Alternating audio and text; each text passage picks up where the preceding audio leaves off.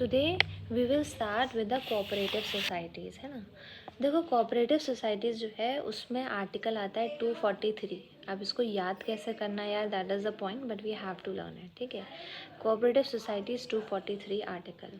97 constitutional amendment act 2011 किया गया था कोऑपरेटिव सोसाइटीज़ के लिए। 97 कॉन्स्टिट्यूशनल अमेंडमेंट एक्ट ने इसे प्रोटेक्शन दिया था और इसे कॉन्स्टिट्यूशनल स्टेटस दिया था, ठीक है। आज के वीडियो से we are starting with the other constitutional dimensions.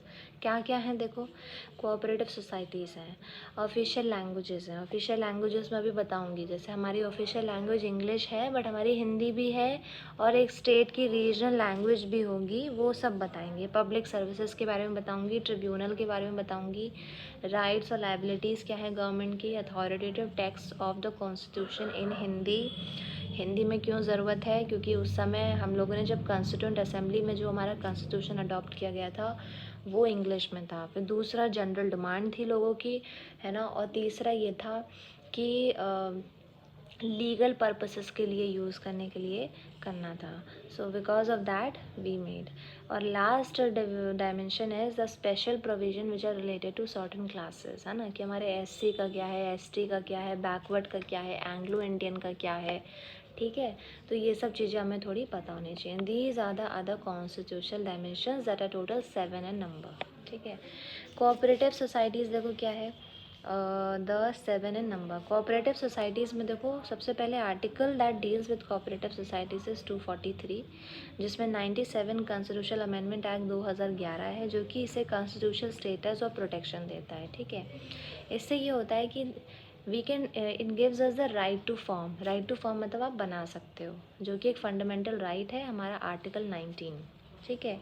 इसकी वजह से एक नया new directive principle of state policy include हुआ, जिसने हमें प्रमोशन के लिए एम्फेसिस किया ऑन द प्रमोशन 43B, ठीक है।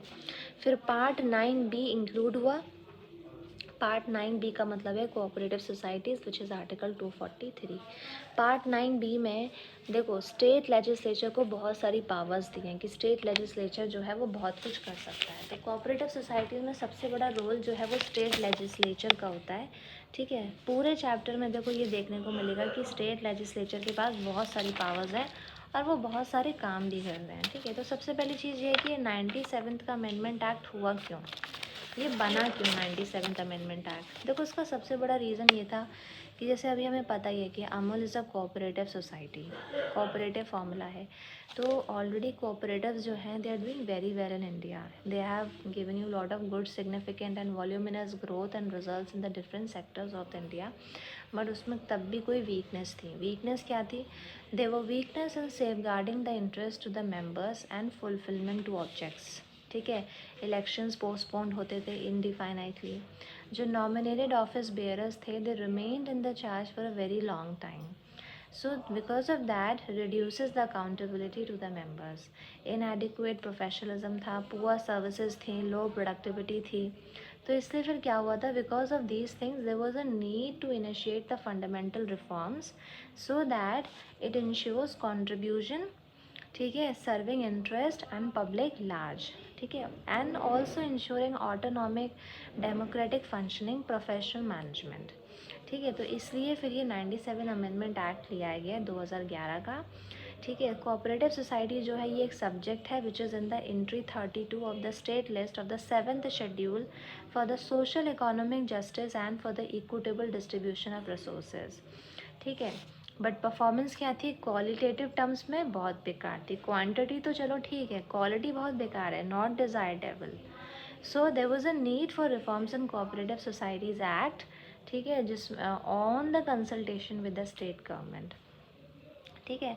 So it becomes free from the unnecessary outside interference and ensuring the management productivity, accountability to the member shareholders and deterrence for the violation of the provision of for the law. That was a reason, ठीक है।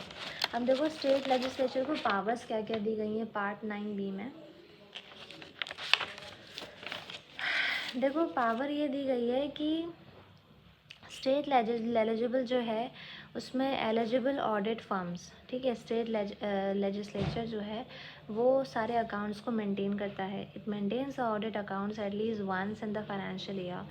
Eligible audit firms बताता है कि कौन कौन सी firms हैं eligible हैं. Lay down the minimum qualifications experience of the auditors who can actually audit the accounts.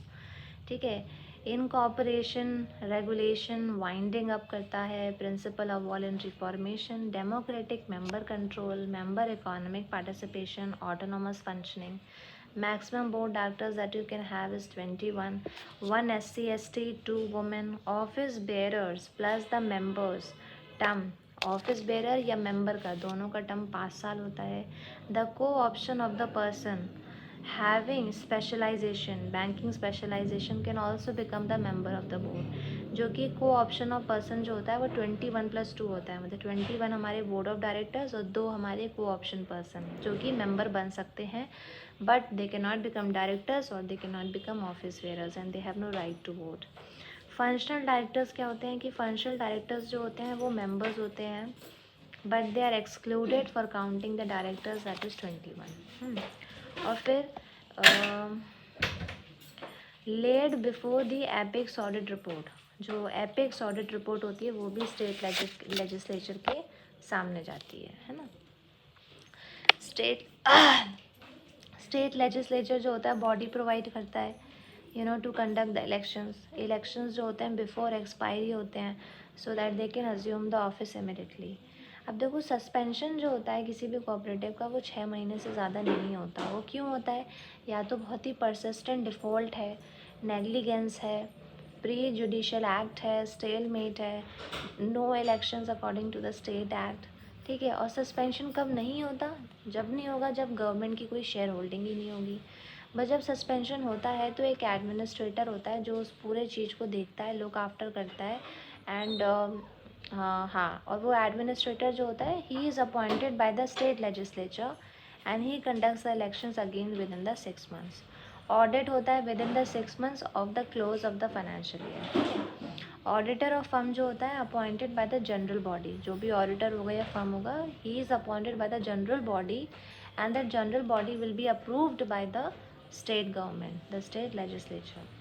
ठीक है. स्टेट लेजिस्लेचर और क्या क्या काम करता है वो देखो. एनुअल जनरल मीटिंग कराता है within 6 months. Ensure member participation and management. Access to every members to book info accounts. Cooperative education training to member. Designates the body. ये वो बॉडी बताता है to whom the file returns has to be made within द 6 months. ठीक है. Annual reports है ना, जो ऑडिटेड स्टेटमेंट्स होते हैं. General body approved surplus disposal, amendment list, declaration of elections, general body meeting, registrar info according to the state act. Offences penalties. देखो state legislature offences और पेनल्टीज़ भी बताता है. ऑफेंसेस और पेनल्टीज़ कब होती हैं?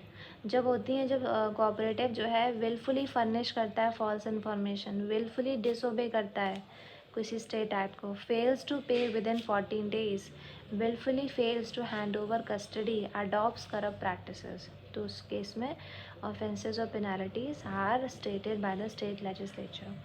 मल्टी स्टेट कोऑपरेटिव सोसाइटीज़ में क्या होता है? ये टू पार्लियामेंट की जाती हैं. Central act central government. Union territory जो है बाय प्रेसिडेंट है ना, प्रेसिडेंट पूरा कंट्रोल करते हैं on his wish. Continuance of existing laws में 1 year एक्सपायरी होती है. That's all for the cooperative societies है ना. इम्पॉर्टेंट था क्योंकि इस बार कोऑपरेटिव का बहुत ज़्यादा जिक्र हुआ था, सो इट इज़ इम्पॉर्टेंट.